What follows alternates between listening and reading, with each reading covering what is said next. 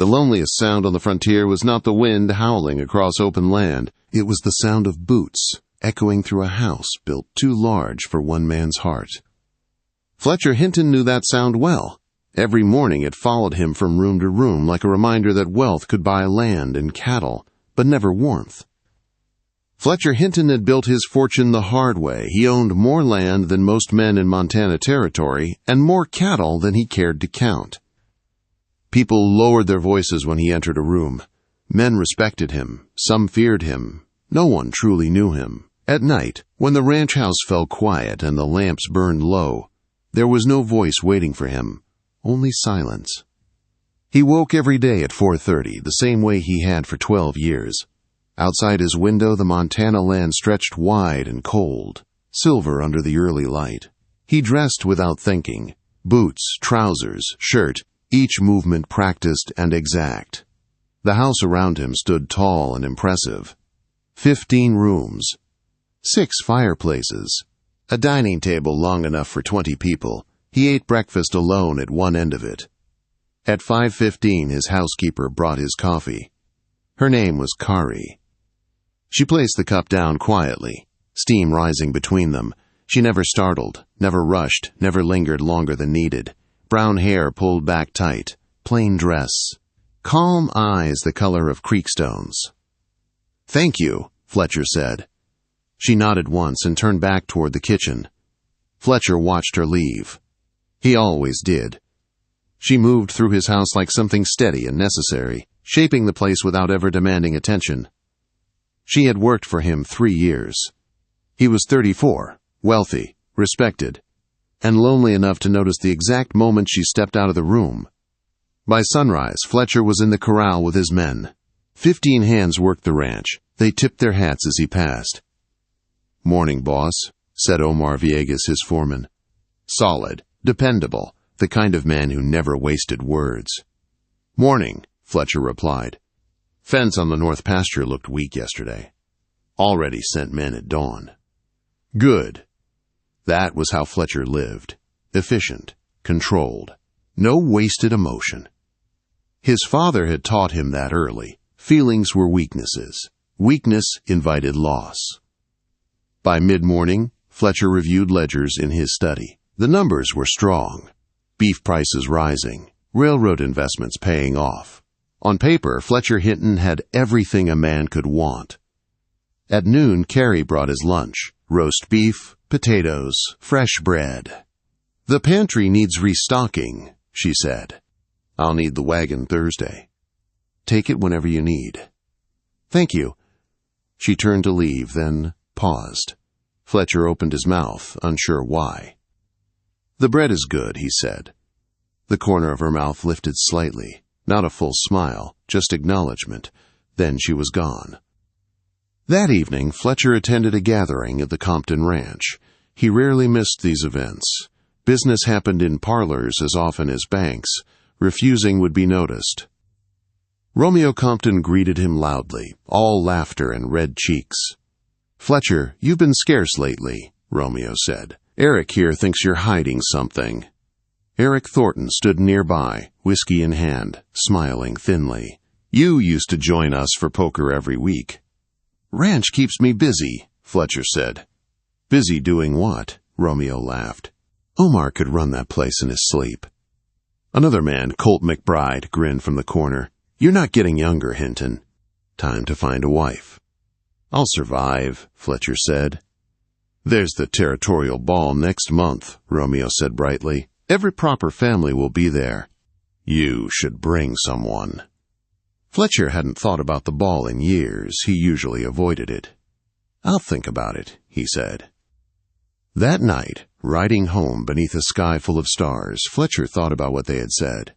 Legacy, heirs, a future beyond land and cattle. He thought about the women who would attend that ball. Polished smiles, careful words, people who saw him as property, not a person. And then, against his will, he thought about Carrie. When he arrived home, the house was dark except for a lamp glowing softly in the kitchen. She always left one on for him. A covered plate waited on the table. Beside it, a small note. "North pasture fence fixed. 8 posts replaced. K. He ate alone in the quiet. The next morning at 5:15, Carrie brought his coffee as usual. "I'm thinking of attending the territorial ball," Fletcher said suddenly. She paused. "That seems appropriate for a man of your standing," she replied. "Romeo thinks I should bring someone." "I see." "The suitable women bore me," Fletcher said without thinking. Carrie met his gaze briefly, something unreadable flickering in her eyes. "Then perhaps you should bring someone unsuitable," she said. Before he could respond, she turned and left. Fletcher sat there, staring into his cooling coffee, realizing he had just been perfectly put in his place by his own housekeeper. And for the first time in years, he smiled. 3 days later, standing in his study with an invitation in hand, Fletcher made a choice that would change everything. "Carrie," he said as she entered with fresh linens. "Yes, Mr. Hinton." He looked at her, really looked. "Would you attend the ball with me?" The linen slipped from her hands and hit the floor. She stared at him as if he had lost his mind. And maybe, for the first time in his life, he finally had. Carrie did not answer right away. She bent down slowly and picked up the fallen linens, smoothing them as if her hands needed something steady to do. When she straightened, her face was calm, but her eyes were not. "Mr. Hinton," she said carefully, "I am your housekeeper." "I know." "Then you understand how improper that is." "I do." She set the linens on a chair, fingers pressing into the fabric. "Why would you ask me something like that?" Fletcher turned toward the window. It was easier not to look at her. "Because every woman who will be at that ball wants something from me. My land, my money, my name. They look at me like a bank, not a man." He turned back. "You are the only person in my life who has never done that." Carrie shook her head slowly. "If I walk into that ballroom on your arm, people will talk." "Let them. They will mock you. I have survived worse." "They will mock me more," she said quietly. Fletcher stepped closer, stopping at a respectful distance. "I would not let anyone disrespect you." "You cannot stop whispers," she said. "You are powerful, but you are not above gossip." She moved toward the door. "Carrie, wait." She stopped, but did not turn around. "If you agree," Fletcher said, his voice low, "I will treat you as an equal companion, not a decoration, not a scandal, just someone I want beside me." Silence filled the room. Finally she turned. Her expression had changed, guarded, thoughtful, shaken.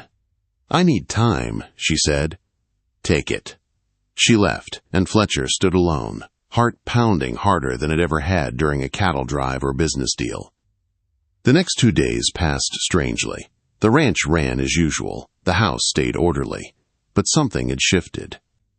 Fletcher noticed small things he had never allowed himself to notice before. The way Carrie paused to study flowers before arranging them. The way she read at night, lips moving slightly as she worked through difficult words. The way she spoke to him without fear or flattery. On the 3rd day, she found him in the barn while he checked a horse with an injured leg. "I will go," she said. "On conditions." Fletcher straightened. "Name them." "I will not lie about who I am," she said. "If anyone asks, I am your housekeeper." "Agreed." "If anyone disrespects me, I leave immediately." "Fair." She hesitated. "And when we return, nothing changes. I am still your employee. We keep proper distance." Something tightened painfully in Fletcher's chest. "Understood." She nodded once. "Then I accept." The ball was 3 weeks away. Helena buzzed with talk of it. Carrie needed a dress. Fletcher gave her money. She argued. He insisted. She took it only after promising she would repay him. "Use my name," he said one evening. She frowned. "That feels strange." "It will feel stranger if you call me sir at a ball." "Very well," she said. "Fletcher." The name sounded different in her voice, closer. They began practicing dancing in the evenings. At first, Carrie was stiff and uncertain, counting under her breath. Fletcher guided her patiently. "Do not look at your feet," he said. "Look at me." When she did, the room seemed to shrink around them. Their movements grew smoother, more natural. One night, Fletcher stepped on her foot. She immediately stepped on his. "That was on purpose," he said. "So was yours," she replied. He laughed, surprised by the sound. Real laughter. Carrie smiled fully for the first time he had ever seen. They kept dancing. The lamps burned low. The air grew warm. When the clock chimed, they stepped apart quickly, both breathing too fast. "We should stop," she said. Yes. They did not practice the next night. Or the one after. The tension became harder to ignore. On the night before the ball, Carrie stood at the top of the stairs in her finished dress. Blue silk. Simple. Elegant. Her hair was pinned back softly. She looked like herself, only brighter. "Will I embarrass you?" she asked. "You will silence every room you enter," Fletcher said. The carriage ride to Helena was long and quiet. When the road jolted, Carrie lurched forward and Fletcher caught her without thinking. For a moment, they were too close, too aware. He released her gently.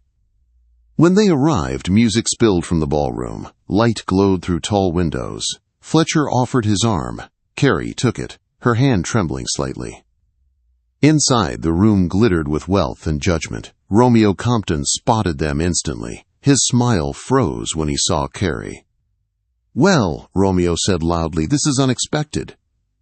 "This is my companion for the evening," Fletcher said calmly. Whispers began immediately. Eric Thornton raised an eyebrow. Colt McBride smirked. Carrie felt it. Fletcher felt her stiffen. Then she lifted her chin and stepped forward with quiet confidence. Heads turned. Conversation stalled. She did not rush. She did not shrink. Fletcher watched her move through the room and felt something new take root in his chest. Pride. When the music changed to a waltz, Fletcher held out his hand. "May I?" Carrie placed her hand in his. They stepped onto the floor together, and the room faded away. But the night was only beginning, and the hardest moments were still ahead. The room watched them as they danced. Fletcher felt it in the weight of the stairs, the sudden hush, the way whispers spread like fire through dry grass. But none of it mattered once the music carried them forward. Carrie moved with him easily now, her hand steady on his shoulder, her other hand warm in his. She no longer counted the steps. She trusted him. When the music ended, polite applause filled the room. Some clapped out of habit. Others clapped because they had no choice. Fletcher led Carrie off the floor, his hand still at her waist. "I need air," she said quietly. "I'll come with you." "No," she replied. "Stay. I'll be fine." She slipped toward the terrace doors. Fletcher watched her go, jaw tight, knowing half the room had just seen exactly how much he cared. Romeo Compton appeared beside him, smiling too widely. "You certainly gave us something to talk about." Fletcher met his gaze. Good. Outside, the cold night air hit Carrie's face. She gripped the stone railing, breathing hard. Fletcher joined her moments later. "You all right?" "I warned you," she said. "This changes things." "Yes," he replied. "It does." She turned to face him. "You looked at me in there like I was the only person in that room." "You were." "This is dangerous." "I know." They stood too close, the space between them charged with everything they had not said. Finally, Fletcher stepped back. "For tonight," he said, "can we just be two people at a ball?" Carrie studied him, then nodded. "For tonight." When they returned inside, the evening shifted. People approached them differently now, less mocking, more curious. Carrie answered questions calmly. She corrected a banker's cattle figures without raising her voice. She helped a nervous servant who dropped a tray. When a man's chair collapsed beneath him, she offered hers without hesitation, saving him from humiliation. Fletcher watched it all, his admiration growing with every quiet act. Later, red wine spilled across the blue silk of her dress. The waiter froze in terror. "It's all right," Carrie said gently. "Accidents happen." The waiter nearly cried with relief. They left at midnight. The carriage ride home was quiet, heavy with things unsaid. At the door, Carrie turned to him. "Tonight mattered," she said. "I know." She went inside, leaving Fletcher standing in the dark, knowing nothing would ever return to the way it was. 3 days later, a letter arrived for Carrie. Heavy paper, blue wax seal. She read it alone. That evening, she told him her aunt had died in Boston and left her enough money to start over, to leave. "You should take it," Fletcher said after a long silence. "You deserve choices." Her eyes filled. "You're letting me go." "I won't trap you." A week later, she left for Boston. The house fell silent again, but this time the silence hurt. 3 weeks passed. Fletcher worked until exhaustion, but nothing filled the emptiness. Then, one afternoon, a carriage rolled into the yard. Carrie stepped down, travel-worn but steady. "I came back," she said. "Why?" "Because I don't want freedom without you." She told him she wanted partnership, not rescue, choice, not obligation. Fletcher took her hands. "Then stay, as my equal, as my wife." She smiled through tears. "Only if you ask properly." He dropped to one knee right there in the dirt. She said yes. They married quietly that winter. No grand ball, just truth. Years later, the house that once echoed with loneliness rang with laughter. Children's voices filled the halls. The ranch prospered, but more importantly, it became a home. Sometimes, late at night, Fletcher would remember the ball, the whispers, the moment she walked in and changed everything. He had gone to be mocked. He left with a life,